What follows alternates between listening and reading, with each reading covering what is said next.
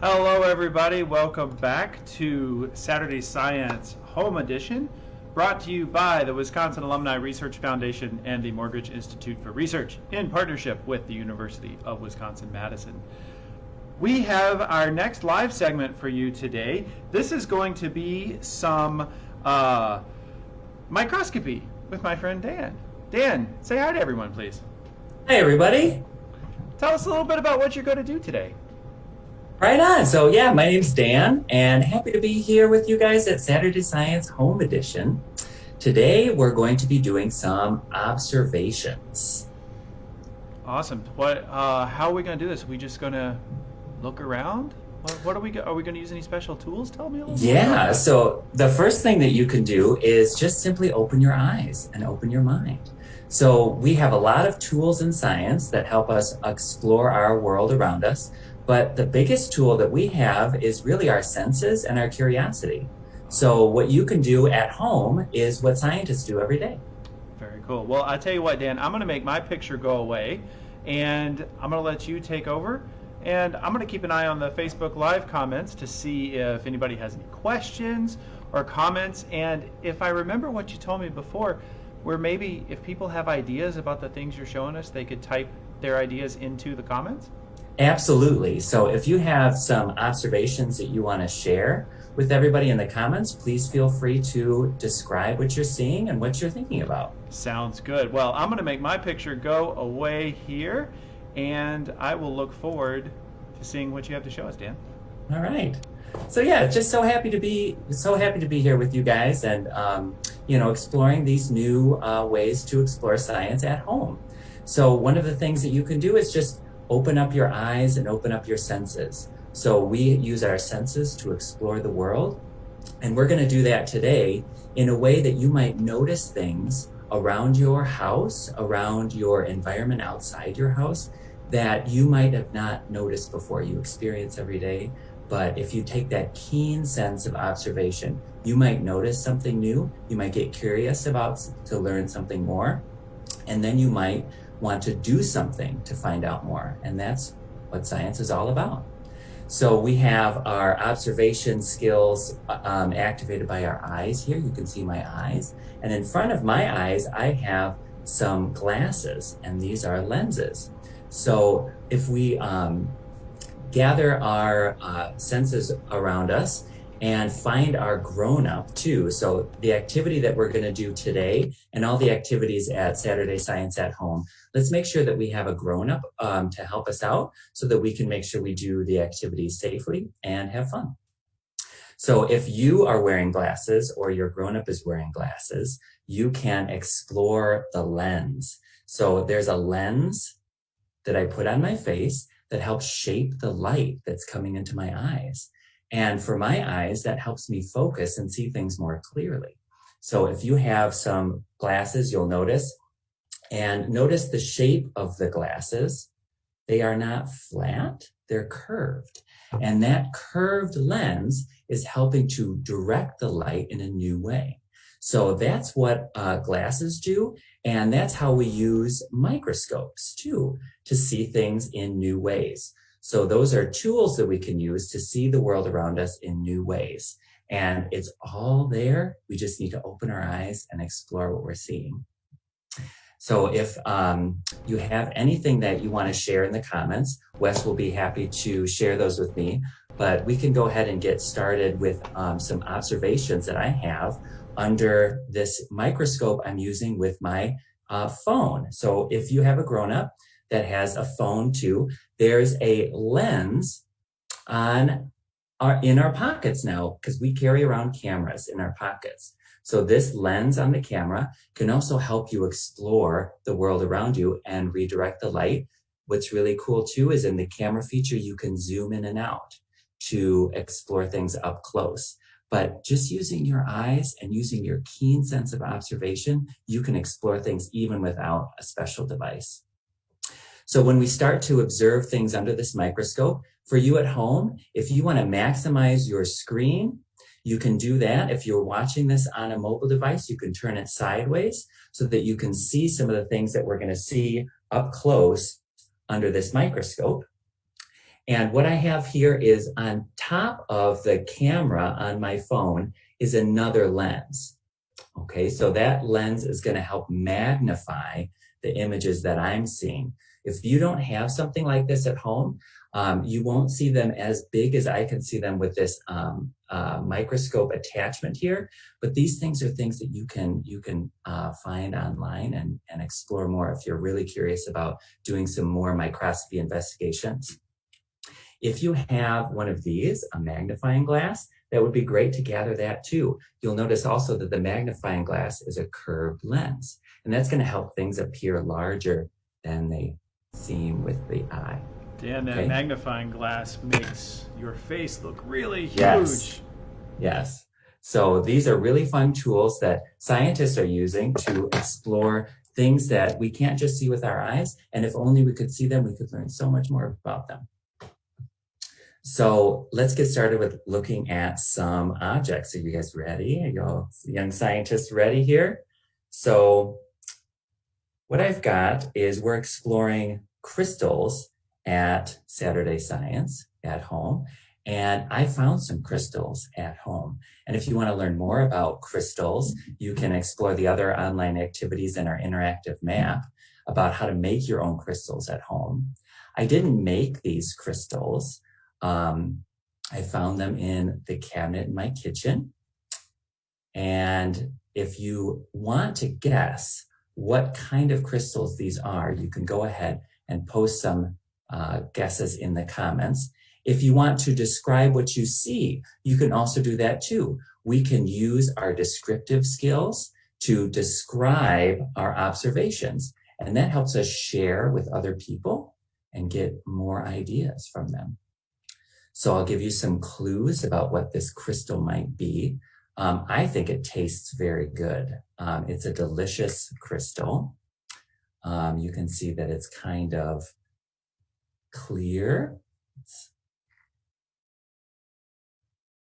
It looks almost as beautiful as a diamond, but it's not a diamond. And if you want to see how this microscope works too, when I move the microscope around, I hope it's not too disorienting, but one of the things that lenses can do is they can help focus the light. And I'm moving the camera lens away from the object, and now I'm moving it closer towards the object. And so you can see that it comes into focus if I move it around. So I might be doing that when I explore new objects. Dan, we're seeing a few comments from the Facebook group. Brooks is thinking that it looks a little bit like sugar. Yes, Brooks, that is an excellent observation. So you might have seen something like this before. Sugar, it definitely does look like sugar. But I'm being a little bit tricky. It is not sugar. We have some other comments here too. Let's see what the people on Facebook Live are saying. Laura's saying it looks like really tiny ice cubes. Ooh, very tiny ice cubes. I love that. Yes, so it's like clear, like ice cubes, like very tiny ice cubes. But isn't it fascinating that they're not melting? Yeah, so these wonderful experiments that you can do is, if it was ice, what would happen if I warmed it up? We would expect it to melt. So those are kinds of experiments that you can even do at home too, having those questions. I see. Let's see. We have some other guesses here. We've got Val is guessing sugar as well. So Val and Brooks are thinking along the same lines here. And we have a new comment from Morgan saying, is it salt? Morgan, it is salt. You are right. Yes, so it's this crystal structure like salt. And these are really thick salt crystals I got. It's kind of like a sea salt that has these really large crystal shapes. And I just think they look so beautiful under the microscope. And I just think it's so cool how the world around us is so beautiful. And we just use those observation skills. And if you just pour some salt on the table and look at it with your eye, you're noticing something that you've seen every day. But if you take just a moment to look at it and try to experience it in a new way, it can really spark that curiosity to want to find out more. So I've got something here that's also from my kitchen. It's the partner to salt, and it's darker here. And if you can see those flakes. All right, we'll take a This moment is- here for people to take a Yes. look. That looks like, I see different colors in there. Is this all one thing, or is that a mixture? It is all one thing. It is. And it's actually it's smaller crushed material from this object. So this is a Oh, seed that has been crushed up. and Dan, where did you find this? Did you find this I found this- outside? Did you find it? I found it inside, right next to my salt. And it can kind of make you do something that we're supposed to do in our elbows now. Ah, interesting. So let's see. We've had a little time for people on the Facebook Yeah. chat to make some guesses. I'm hearing from Lucas that looks like a very small rock. It does look like a very small rock, Lucas. That is an excellent guess. And it kind of is like a small rock, but it is edible. So it is not a rock. And let us see. So Dan, right now we're seeing the seed that Yeah. is not all busted up. Are you able to take us Let's- back to the one that's all busted up? Let's go back to that one. And if you grind it, you get these little. And it looks like we're getting a few more comments here. I'm going to take a look here on the Facebook page and see what we've got. One person, Chris, says it looks like an old raisin.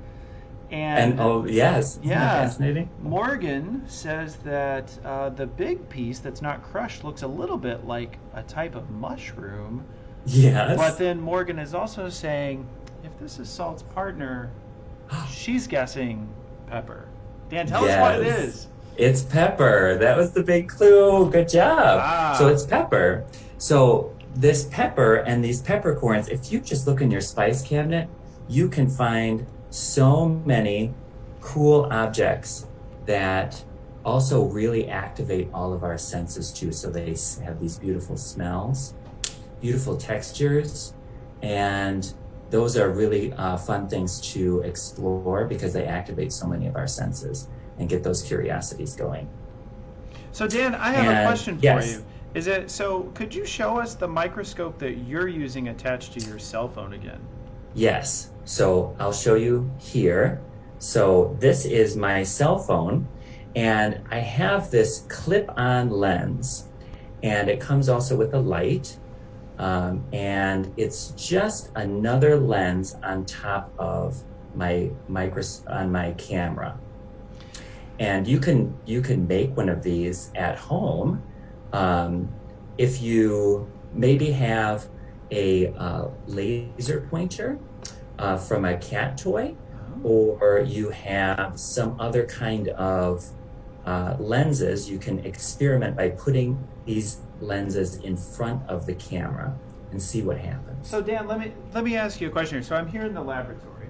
Yep. And I've always thought a microscope looks something like this. That is a beautiful If microscope. this is a Wes. microscope, Mhm. how is yours a microscope too? Well, that's a great question, Wes. So a microscope is just a series of lenses that let us see something that's small get bigger. So you can have all kinds of microscopes that are just series of lenses. So if you get two or more lenses together, you could make your own microscope at home. Very So yeah, and scientists at the Morgridge Institute for Research are inventing new microscopes that are just versions of what I'm using here that can get much smaller images. They can use different types of light to explore things, like different lasers that they can shine on things that make things glow. And we're going to even do that at home here a little bit in the next session about using different types of light to explore things in new ways too. Very cool. So Dan, if for the people that are on Facebook Live watching this event, if they go to the link for the interactive Saturday Science at Home, would they be able to find some information about research that scientists do with microscopes?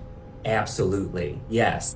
So there's some beautiful stories from the Scala lab about how they use imaging and microscopes to learn things about how our cells work. And they're learning about how diseases work in the human body, diseases even like cancer. And they're using the microscope as their tool to explore how the cells work. That sounds like some very interesting research. I It's tell you what, fascinating. we do have a little bit of time between now and our next Facebook Live session. I think I'm going to go check some of that out and then come back here at 11:30 to hear the next story time with Sam. What do you think? That is a great idea, Les. Awesome. Well, Dan, thank you so much for sharing some microscopic images of salt and pepper from your home. You're going to come back at about 11:45 to show us some even newer things from Absolutely. your house with your microscope. And we'll be able to connect with our Facebook Live audience again then, right? I can't wait. Yep, I have so many things that I found around my house and in my house, and I hope that you go take this break too to go and explore some things that you want to find out more about. Fantastic. Well, Dan, thank you for joining us. Everybody on the Facebook Live, thank you for joining us. And I hope that you'll come back in about, looking at the clock, about 10 minutes or so for our next Storytime Science with Sam Mulrooney. Until then, enjoy your morning, and be sure to check out the link in the Facebook Live posting. That will take you to our Saturday Science Home Edition page, where you can find lots more interactive activities that you can do now or later on at your leisure. Have a great morning.